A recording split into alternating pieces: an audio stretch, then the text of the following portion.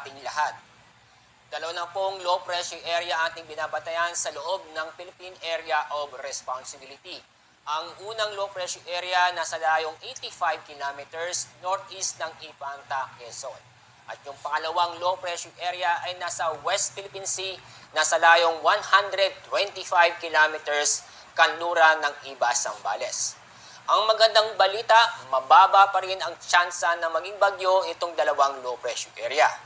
Pero dahil sa dalawang low pressure area at habagat, makakaranas pa rin tayo ngayong araw ng mga kalat-kalat na pag-ulan sa malaking bahagi ng bansa.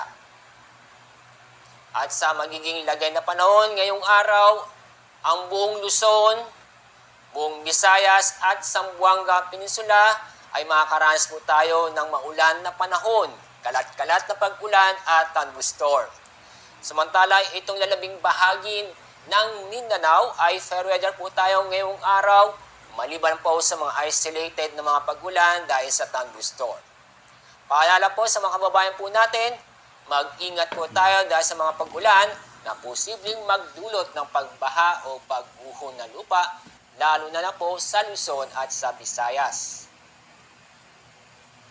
Although banayad hanggang sa katamtaman ng pag-alon ng ating mga karagatan sa buong kapuluan, mag-ingat pa rin tayo dahil sa mga pag-uulan at may kasamang pagkulog at pagkidlat.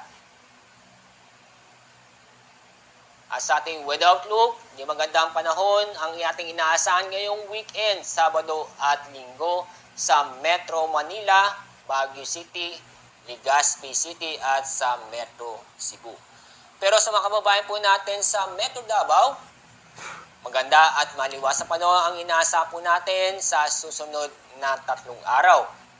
Asahan din natin ang mga isolated mga pag-ulan dahil sa thunderstorm. Ang araw sisikat mamaya po ang 5:45 ng umaga. Ang araw lubog mamaya po ang 5:52